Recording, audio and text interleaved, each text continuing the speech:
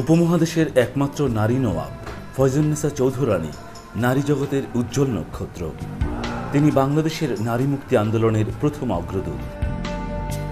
নারী শিক্ষার প্রসার ও সামাজিক বিভিন্ন কর্মকাণ্ডে অবদানের স্বীকৃতিস্বরূপ বাংলার প্রথম ও একমাত্র মুসলিম নারী হিসেবে 1889 সালে ব্রিটেনের মহারানী ভিক্টোরিয়া কর্তৃক নবাব উপাধি অর্জন করেন।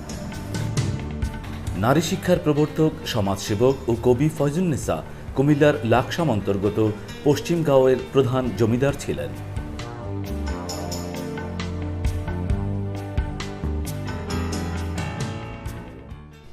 শিক্ষানুরাগী ফয়জুন্নেসা উপলব্ধি করেছিলেন আধুনিক শিক্ষা ছাড়া জাতির উন্নতির সম্ভাবনা নেই। তাই তিনি প্রতিষ্ঠা করেন অনেক শিক্ষা প্রতিষ্ঠান। ভাউকসার, ভাট্রা, ছাতারপাইয়া, মানিকমুড়া এবং বাঙ্গরডায় প্রায় 14টি প্রাথমিক বিদ্যালয় স্থাপন করেছিলেন। তিনি পশ্চিমগাঁয়ে মাদ্রাসা ও মধ্য ইংরেজি স্কুল স্থাপন করেন। পরবর্তীতে মাদ্রাসাটি নওয়াব ফয়জুন্নেসা সরকারি কলেজ এবং স্কুলের নামকরণ করা হয় নওয়াব ফয়জুন্নেসা ও বদরুন্নেসা উচ্চ বিদ্যালয়। কুমিল্লা শহরে নানুয়াদিঘির পশ্চিম পাড়ে একটি প্রাথমিক বিদ্যালয় প্রতিষ্ঠা করেন, বর্তমানে যা শৈলরানী উচ্চ বালিকা বিদ্যালয়ের প্রাথমিক বিভাগ হিসেবে পরিচালিত হচ্ছে। 1873 সালে কুমিল্লার বাদুরতলায় উচ্চ বালিকা বিদ্যালয় প্রতিষ্ঠা করেন, যার নাম বর্তমানে নবাব ফয়জুন্নেসা সরকারি উচ্চ বালিকা বিদ্যালয়। এখনকার সময়ের মেয়েরা তো বাইরে যায় বা কলেজে পড়ালেখা করতেছে, ভার্সিটি যেতেছে, কিন্তু ওনার সময় দেখেন, ওনার সময় তারা ঘরের ভিতর ছিল। আর নারী জাগরণের পড়াশোনা তারা উপলব্ধি করতে পারছে বিদেই মানে শিক্ষার প্রতি অনুরাগ হয়ে তারা এই শিক্ষা প্রতিষ্ঠান আরও অন্যান্য মেয়েদেরকে শিক্ষার প্রতি উদ্দীপনা সৃষ্টি করা, এগুলো উদ্দীপনা হওয়ার পরে তারা শিক্ষা প্রতিষ্ঠান প্রতিষ্ঠা করছে। তিনি এমন একটা কাজ করে দিতে যেতে নারীরা আরো বেশি সচেতন হয়ে যায় এবং পুরুষ থেকে অনেকটা এগিয়ে নিজেদের সাফল্যের দিকে এগিয়ে। এই যে দেখেন আমাদের first year, inter first year মধ্যে ছেলে মেয়ের মধ্যে ও ফার্স্ট হয়েছে, তো এটা একটা মেয়েদের জন্য অনেক বড় একটা অবদান রাখতেছে না। 1899 সালে কুমিল্লা কলেজ স্থাপনেও 35,000 টাকা সহযোগিতা করেছিলেন। তৎকালীন কুমিল্লার জেলা ম্যাজিস্ট্রেট মিস্টার ডগলাসের নিকট প্রার্থিত অর্থ পাঠিয়ে তিনি বলেন, আমি যে টাকা দেই তা দান হিসেবেই দেই, কর্য বা ধার হিসেবে নয়। এতে মিস্টার ডগলাস বিব্রতকর অবস্থায় পড়ে যান। ফয়জুন্নেসা চৌধুরানী ভারতের পশ্চিমবঙ্গে নদিয়া জেলার কৃষ্ণনগরেও বিদ্যালয় প্রতিষ্ঠা করেন। এছাড়া ফয়জুন্নেসা 1894 সালে হজ করতে গিয়ে মক্কার মেসফালা মহল্লায় একটি মুসাফিরখানা ও একটি মাদ্রাসা প্রতিষ্ঠা করেছিলেন। বাঙালি হাজিরা ওই মুসাফিরখানায় আবাসন সুবিধা পেয়ে আসছেন। জমিদার হিসেবে ফয়জুন্নেসা ছিলেন জনকল্যাণকামী।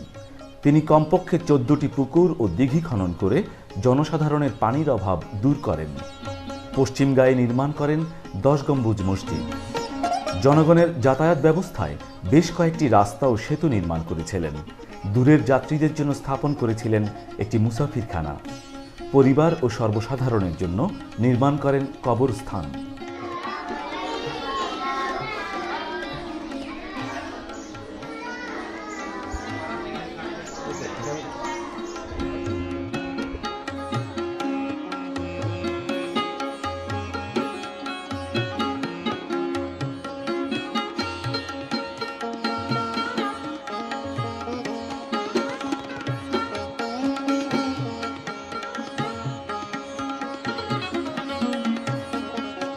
আর্ত ও দুস্থদের সেবায় স্থাপন করেন লাকসাম দাতব্য চিকিৎসালয়।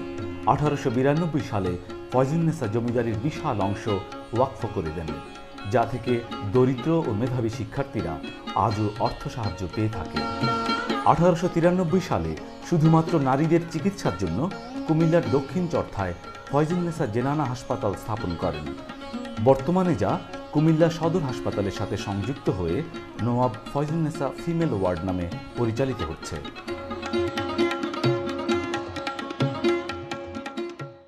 নবাব ফয়জুন্নেসার পুরো জীবনটাকে যদি আমরা এভাবে দেখি যে 1834 ওনার জন্ম, এখান থেকে 1903 সাল পর্যন্ত, এর মধ্যে ওনার যে জীবনের যে আমরা যে ব্যক্তিত্বের প্রকাশ দেখতে পাই, ওনার শিক্ষাক্ষেত্রে অবদান, ওনার যে জমিদারির কাজ, সব কিছু আমরা পাচ্ছি। কিন্তু রূপজালালে ওনার যে আত্মপরিচয়ের যে অংশ, ওখানে যে ওনার যে আত্মপরিচয় দিয়েছে, সেখান থেকে আমরা যেটা দেখতে পাই যে খুব অল্প বয়সে গাজী চৌধুরীর সাথে তাদের বাড়িতে আসা যাওয়ার সুবাদে মানে দুঃসম্পর্কের ফুপাতো ভাই হচ্ছে গাজী চৌধুরী। তা আসা যাওয়ার সুবাদে তাকে ভালো লাগে এবং বিয়ের প্রস্তাব দেয় গাজী চৌধুরী, কিন্তু ফয়জুন্নেসার বাবা মা অল্প বয়স দেখিয়ে বিয়েতে অস্বীকৃতি জানায়। বর্ণাঢ্য ও বিচিত্র জীবনে জমিদারি পরিচালনার পাশাপাশি বাংলার উদার প্রকৃতি নওয়াব ফয়জুন্নেসাকে কাব্য রচনায় উদ্বুদ্ধ করেছিল। ঊনবিংশ শতাব্দীতে উপমহাদেশের প্রথম মহিলা কবি ছিলেন ফয়জুন্নেসা চৌধুরানী।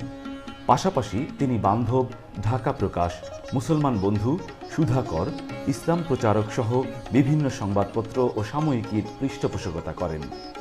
নওয়াব ফয়জুন্নেসার প্রথম বই রূপজালাল, গদ্য ও পদ্যে রচিত এই সাহিত্যকর্মটি 1876 সালে প্রকাশিত হয়। 1984 সালে মোহাম্মদ আব্দুল কুদ্দুসের সম্পাদনায় বাংলা একাডেমি থেকে প্রকাশিত হয়।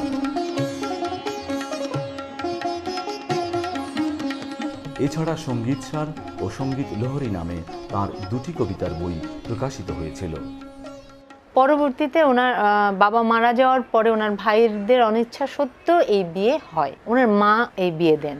কিন্তু কেন এই বিয়ে হলো, এবং আমার কাছে যেটা মনে হয়েছে যে পরবর্তীতে ওনার যে ব্যক্তিত্বের প্রকাশ, সেতে মনে হয়েছে যে ওনার পছন্দেই এই বিয়েটা হয়েছিল। এবং ওনার যে গাজী চৌধুরীর প্রতি যে ভালোবাসা, যে আকর্ষণ, এটা রূপজালালে অসংখ্য জায়গায়, মানে এটা নায়ক নায়িকার প্রতি যে ভালোবাসার যে আকর্ষণ, সেই জায়গা কিন্তু উনি ফুটিয়ে তুলেছেন। এটা আমাদের এবং সবাই এটা এক বাক্যে স্বীকার করেন যে রূপজালাল হচ্ছে ওনার নিজের দাম্পত্য জীবনের যে অতৃপ্তি, সেটা থেকে এই ওনার ঝঞ্ঝা বিক্ষুব্ধ একটা যে জীবন, সেটা থেকে এই রূপজালালটা লিখেছেন। সেই ভালোবাসা থেকে তাদের দুটি কন্যা সন্তান হয় এবং তাদের খুব সুখের সংসার ছিল।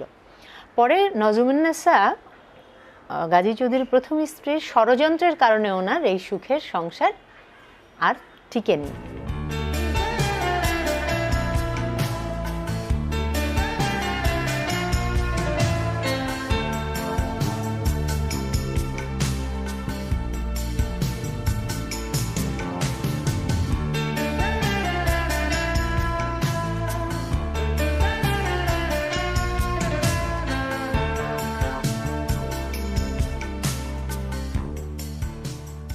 তিনি 1834 সালে কুমিল্লা জেলার লাকসামের পশ্চিম গাঁয়ে সম্ভ্রান্ত এক জমিদার পরিবারে জন্মগ্রহণ করেন।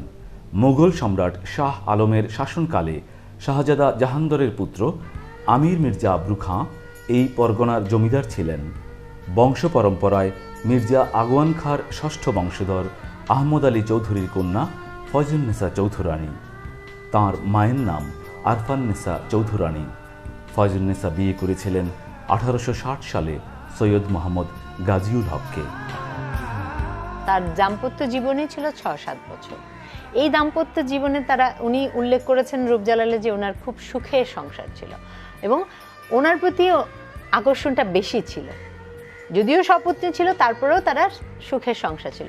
কিন্তু পরে আবার উনি কিন্তু উল্লেখ করেছেন যে সপত্নীর কারণে আমার এই সংসার থাকলো না আর কি। এটা উনি কিন্তু নজমুন্নেসারকে গাজী চৌধুরীর প্রতি কোথাও কিন্তু উনি কোনো উল্লেখ করেননি। গাজী চৌধুরীর প্রতি তার এতটাই ভালোবাসা ছিল, এতটাই শ্রদ্ধা ছিল, উনি গাজী চৌধুরীকে কখনো কোনো ছোট শব্দ ব্যবহার করেননি গাজী চৌধুরীর প্রতি। উনি সবসময় দোষটা দিয়েছেন কিন্তু ওনার সপত্নী নজমুন্নেসার প্রতি, যে উনি কেন থাকতে পারেননি। নায়িকার প্রতি যে একটা নায়িকার প্রতি আকর্ষণের যে ব্যাপারটা, এবং এমনকি এটাও মিলনের যে ব্যাপারটা, সেটাও উনি উল্লেখ করেছেন। এরপরে যে ওনার যে ব্যক্তিত্বের প্রকাশ, ওনার জমিদারি লাভ, ওনার নবাব উপাধি লাভ, এবং নবাব উপাধি পেয়েছে 1889-তে, কিন্তু তার আগে উনি 1876-এ উনি যে বইটা লিখেছেন রূপজালাল, এই বইটা কিন্তু উৎসর্গ করেছেন হচ্ছে গাজী চৌধুরী। অথচ গাজী চৌধুরীর সাথে তার সেপারেশন হয়েছে 1867 সনে। এখন কোথাও ওনাদের ডিভোর্সের কোনো ডকুমেন্টস নাই, বরং উল্টো আমি যেটা ওনার ওয়াকফ যে দলিলে ওখানে যেটা আছে যে ওনার স্বামীর উত্তরাধিকার সূত্রে উনি প্রপার্টি পেয়েছেন। তো এই স্বামীর উত্তরাধিকার সূত্রে তখনই পান যখনই উনি ওয়াইফ হিসেবে থাকেন। তার মানে হচ্ছে ডিভোর্স হয়নি, ওনাদের সেপারেশন ছিলেন, কিন্তু ওনাদের ডিভোর্সটা হয়নি।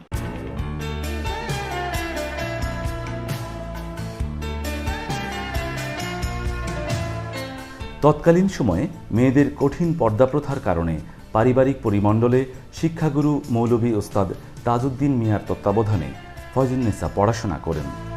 একান্ত নিজের অনুপ্রেরণায় বাংলা, ইংরেজি, আরবি, ফার্সি ও সংস্কৃত ভাষা শিখেন এবং যথেষ্ট পারদর্শী ছিলেন।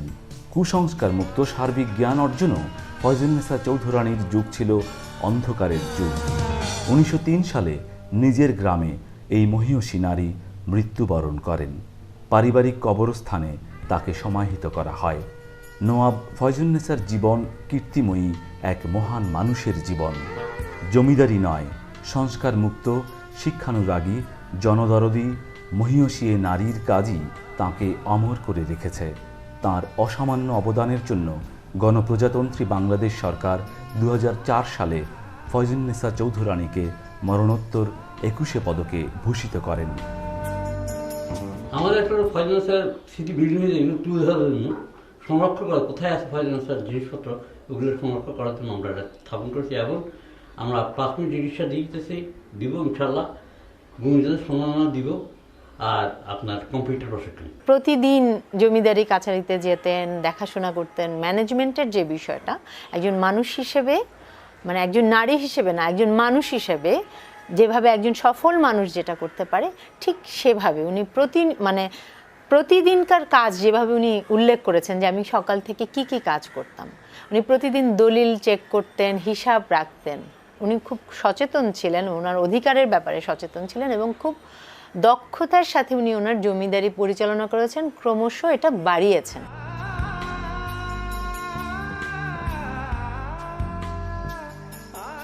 আমাদের স্কুলে প্রতি বছর 21শে ফেব্রুয়ারির সময় একটা বইমেলা আয়োজন হয়। ওই বইমেলা থেকে আমরা তার সম্পর্কে অনেক বই আছে আত্মজীবনীমূলক, তার ওখান থেকে আমরা কিনে আমরা বাসায় গিয়ে পড়ি। যদি পাঠ্য বইতে অনেক কিছু থাকতো তাহলে আমরা যারা এই স্কুলে পড়ে তারা তার জীবনী সম্পর্কে জানতো এবং তিনি কি কি প্রতিষ্ঠা করেছেন তার আত্মজীবনীর মূল কাহিনীটা জানতে পারত। আরশাদুন্নেসা ওরফে আশা বিবি ও বদরুন্নেসা ওরফে বধূ বিবি দুই কন্যা সন্তানের জননী ছিলেন মহান এই মহীয়সী নওয়াব ফয়জুন্নেসা। অসামান্য নানাবিধ প্রতিভার অধিকারী ছিলেন নওয়াব ফয়জুন্নেসা চৌধুরানী। দৃষ্টান্তমূলক এসব কাজের জন্য আগামী প্রজন্মের কাছে তিনি এক কিংবদন্তি।